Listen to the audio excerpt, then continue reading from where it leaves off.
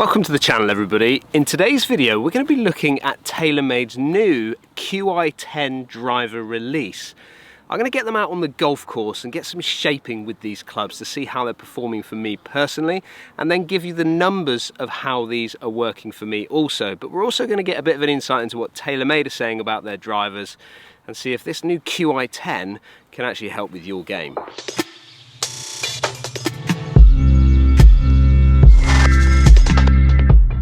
Now, the first driver that we're going to be looking at today is the Qi10 Max, which is actually the one that they're referring to when they say Qi10, Quest for Inertia 10K, the 10K being the reading of that moment of inertia that we're going to get from this particular driver.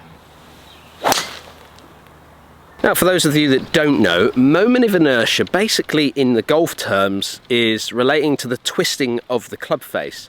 Now, the twisting of the club face is massively important when it comes to dispersion, to control, to forgiveness. And the more you can see a driver get bigger and bigger, and over the years we have seen them get bigger and bigger, what companies have actually done is they've made these clubs with a bigger perimeter weighting around the outside. And this is not just driver, this is irons as well. You can see those game improvement irons get nice and chunky, thick top lines, thick back on them.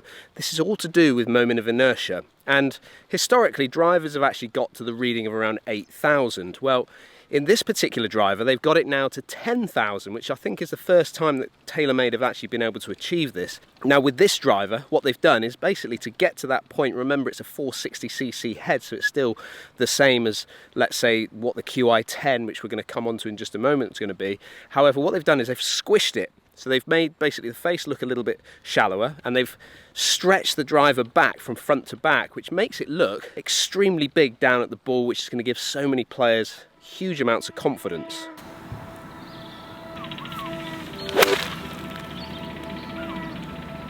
Now, there are some similarities when it comes to this driver compared to the other two drivers that we're going to come on to, and that's the fact that we've got 97% more carbon stretched around the head of the club. And the idea of this, especially for that 10K, is to try and save weight, and again, making that club bigger, putting that perimeter weighting just around the outside, making it super stable.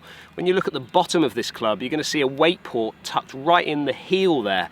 And the idea of this, again, is to maybe slow down that heel and quicken up the toe to allow me to be able to shape the ball from right to left just a little bit easier. And if you'd seen from that shot I've just hit there, no problem hitting it down the left side of the golf course.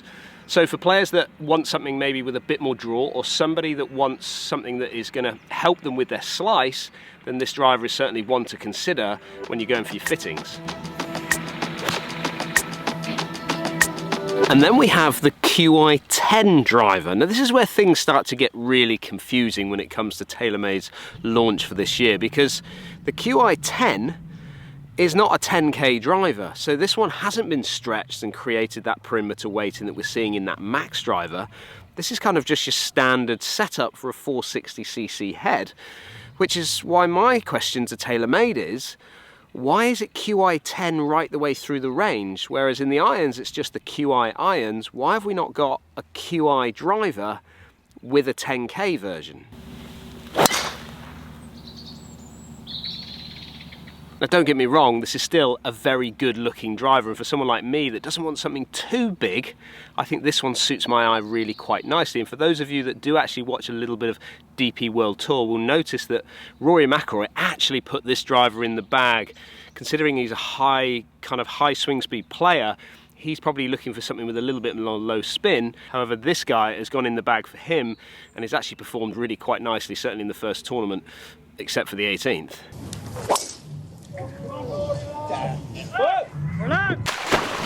Well, to be fair, that was probably a little bit harsh, so I do apologise, Rory, if you are watching this video. However, this driver designed more for the average golfer, should we say, those players looking for ultimate forgiveness, but with a bit of added distance to it. Now, one thing you're going to notice with all three models is when I talked about that carbon wrap around the top of the club, it actually blends really nicely into the face. Now, I've not been a massive fan of Taylor Made drivers over the years, probably more about the shape or that leading edge just looking a little bit, I don't know, cumbersome, should we say.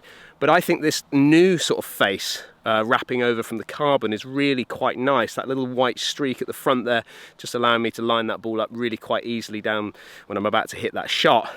Now, I do believe historically that, and I have known this from people that have hit drivers, certainly those strong players have actually popped the face of the old Stealth and Stealth 2 drivers.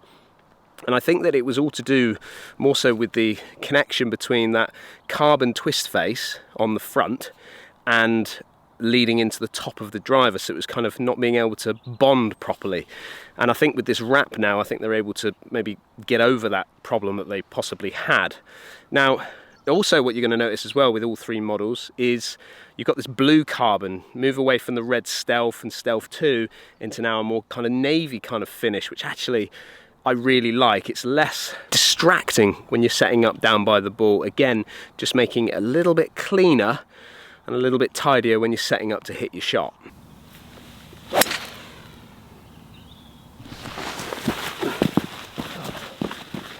Head cover. Just want to mention that I've just had a bit of a disaster when it comes to the head cover, because I've brought a trolley out with me for the first time I think ever when filming on a golf course, and I've lost control of the trolley. The head cover's fallen off into the mud, and now we've got this beautiful white head cover with this mud stain on the side. But I want to know, how important to you are head covers when it comes to a release? I know it's kind of like when you buy the product, it's just given to you when you go to purchase that club behind the counter, let's say, but how important is it? Down there in the comments, do you like the look of this one?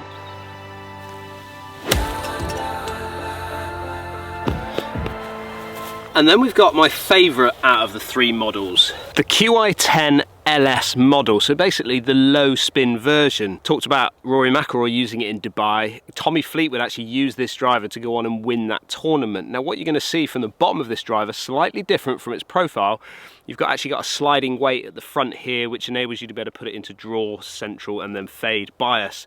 Again, just being able to dial those numbers in just a little bit easier, not only for your fitter, but for you once you get your hands on this driver. So the LS still a 460cc head, but when you set up behind the ball, the profile of it does look just a little bit smaller. Still very similar when you look down, as in with that white streak on the front and then into that blue face, but certainly just looking a little bit smaller at address.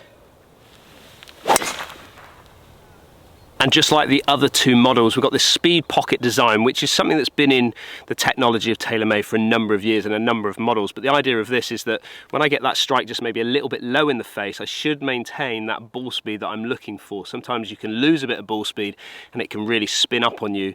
Taylor Made saying that we're still going to maintain good amounts of ball speed with that lower strike. And when I said the Max version gave me kind of super amounts of draw, not finding it too much of a problem to find the left side of the golf course, well, the LS version is the opposite. So basically what I've done with this driver is I've actually set it a little bit more upright, and I've set it into draw bias, because when I set it into its neutral position, it was very much a fade bias driver.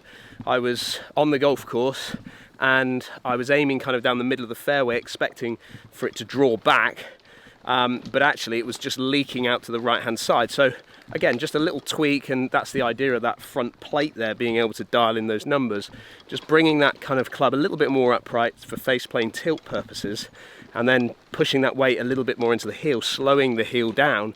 It's just kept me a little bit more on the straight and narrow.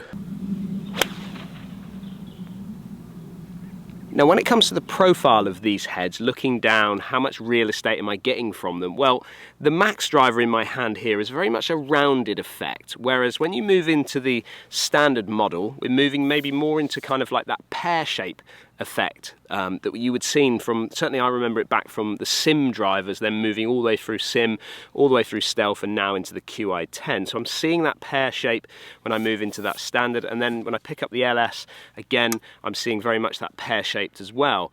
But actually the profile as size of them, yes, that 10K version really giving me a huge look down by the ball, and then progressively getting smaller as I go into the standard Qi10 and then into the LS version.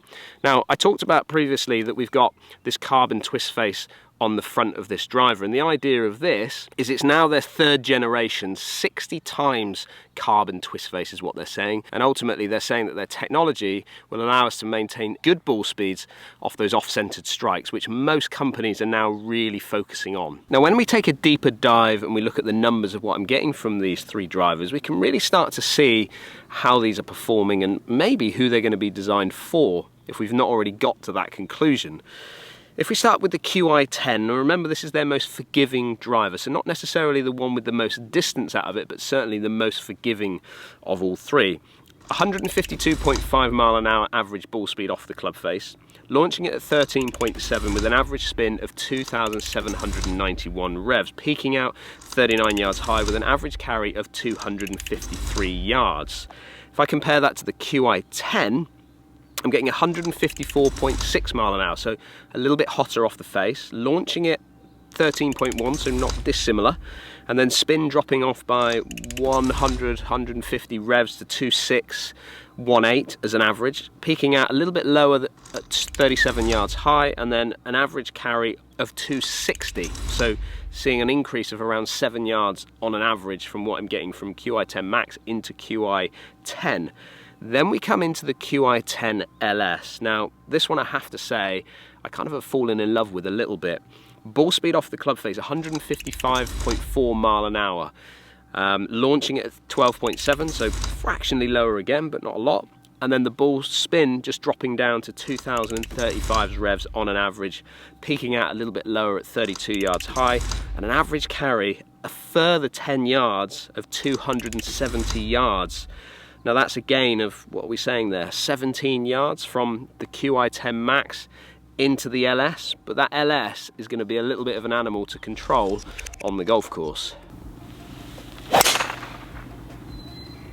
So one other thing that we need to mention is there is actually one more driver that fits in this family of drivers for this launch. It's actually the high launch version, which is designed for those players that maybe want to get it up in the air just a little bit easier, maybe slower swing speeds, still getting that maximum forgiveness like you're getting out of the Max range, however in a high launch version. So what do I think about these drivers? I think from a tech point of view, again, pushing the limits with that 10K version.